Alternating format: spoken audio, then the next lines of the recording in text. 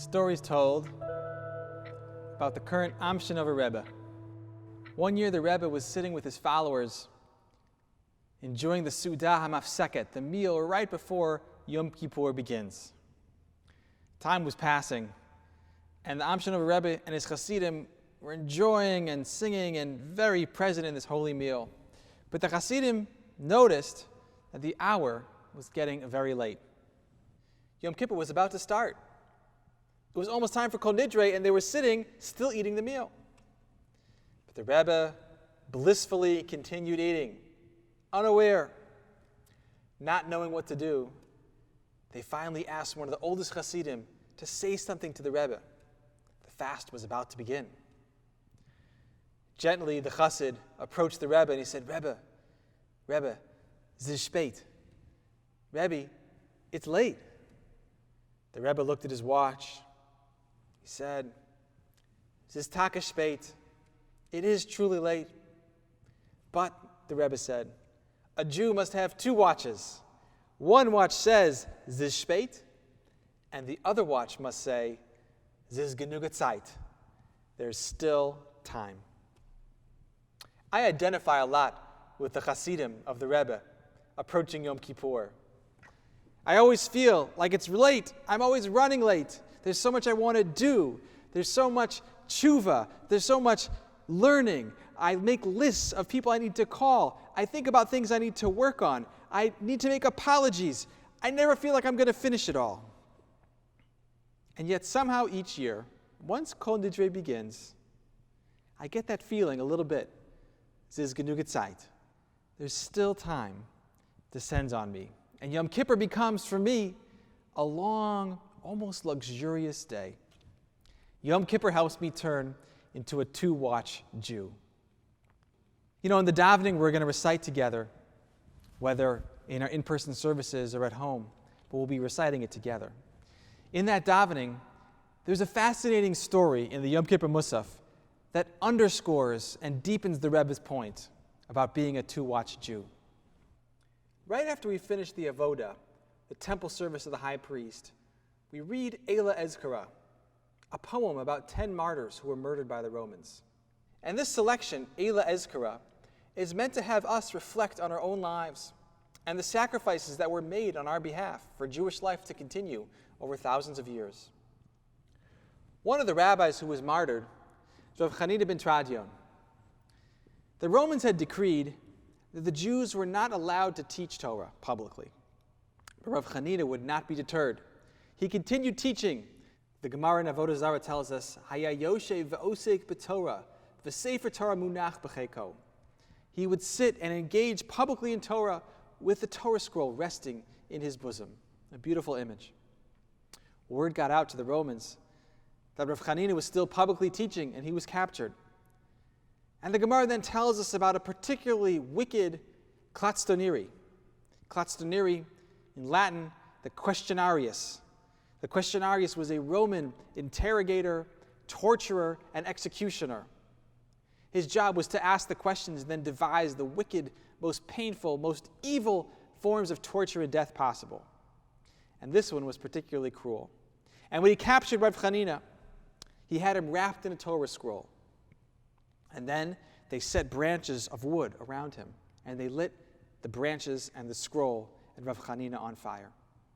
And in order to cause even more suffering and pain, the questionarius took pieces of wool and wet them, placed them in water, and then put them on Rav Chanina, so as to delay his death and cause him even more suffering. The rabbi's students said, Rabbi, please, just breathe in the fire.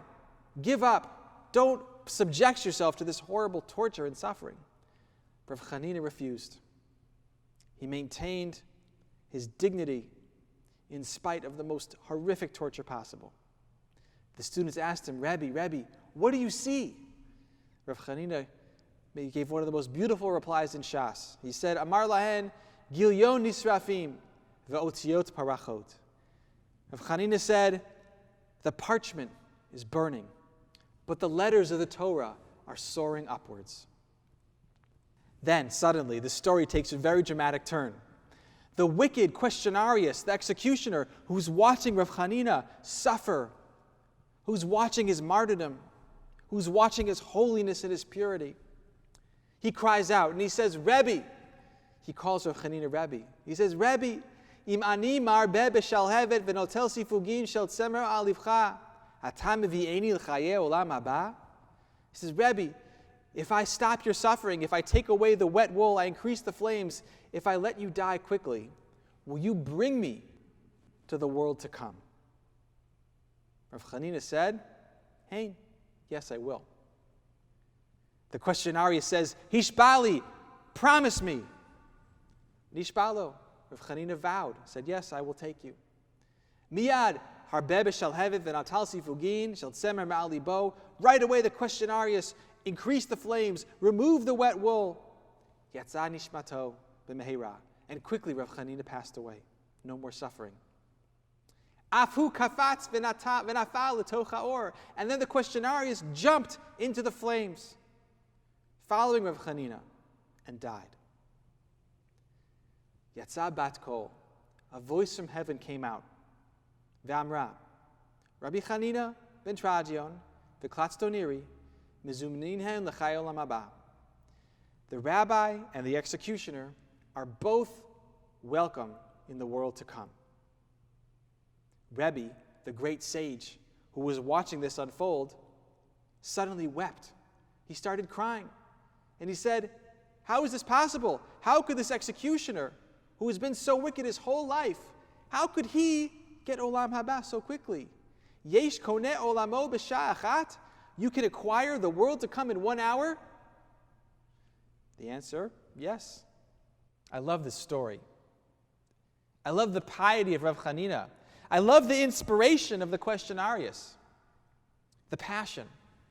And I'm also very troubled by it. I want to weep with Rebbe. Really? You could be a horrible human being your whole life, and then 1 second turn it all around and get olam haba? Is that fair?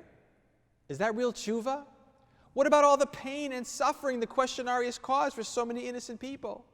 What about his victims and their families? Do we really believe tshuva works like this?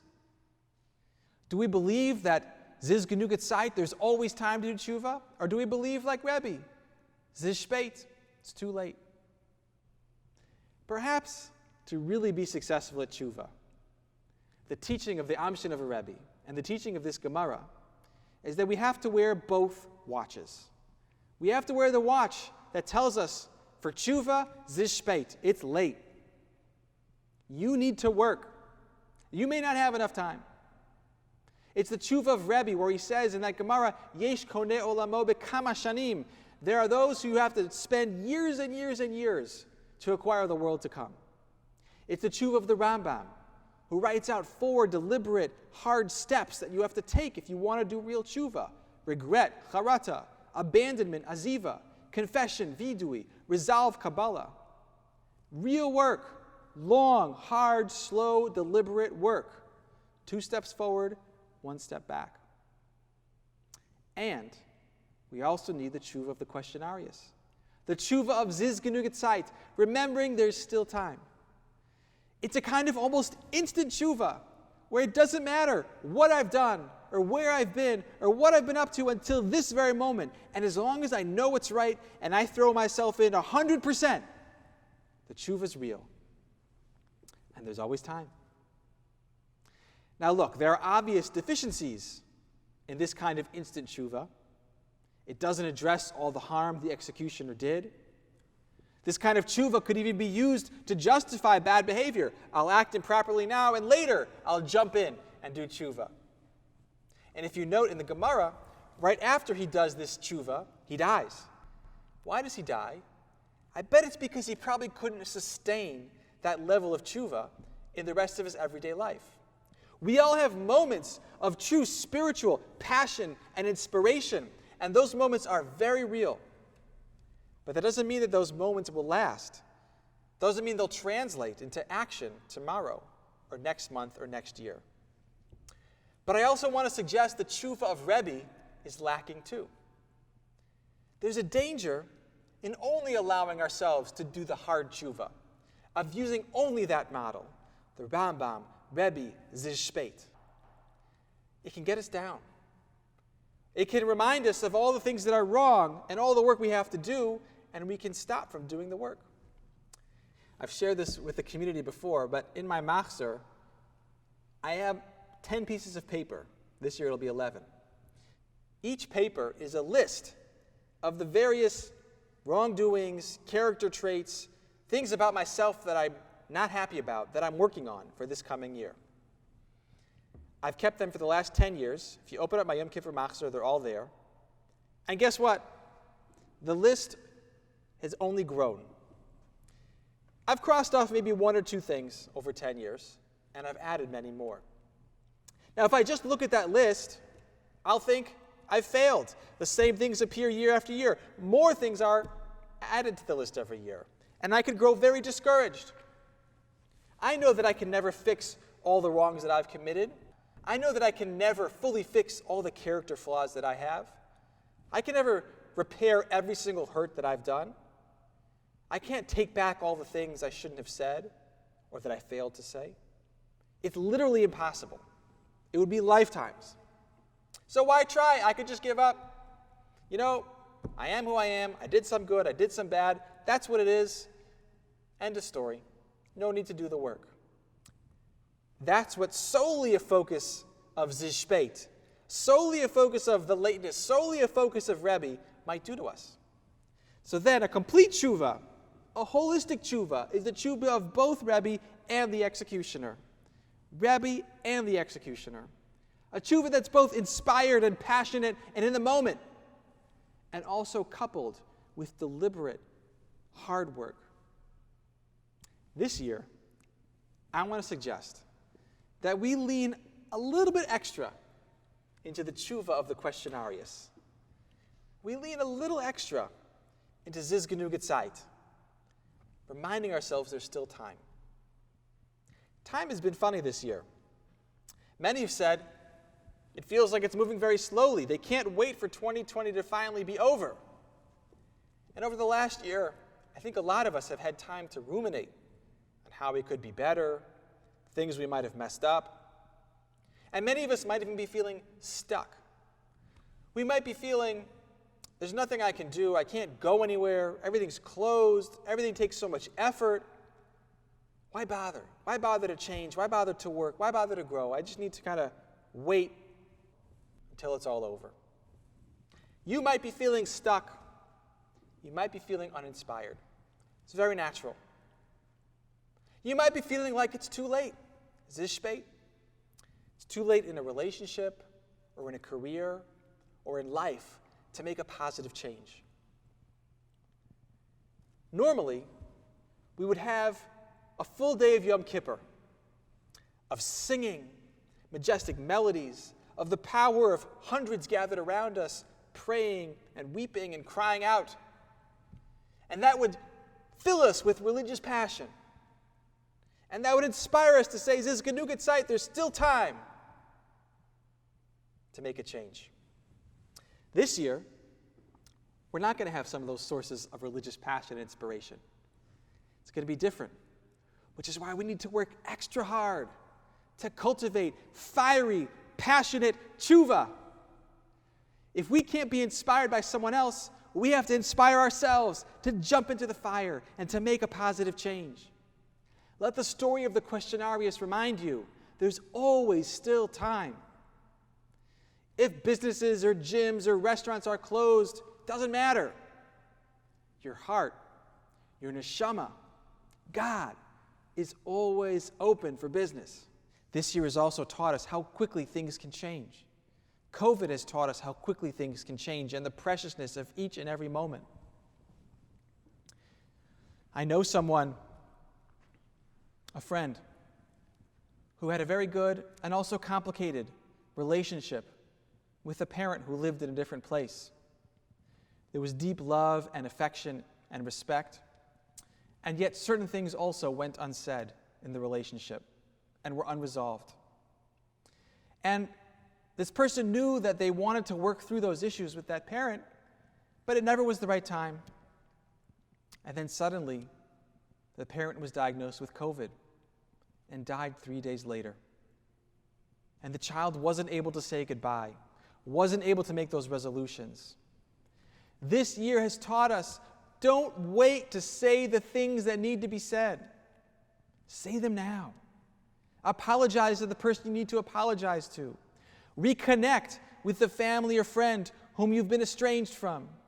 Take the next step in Jewish observance you've been meaning to take.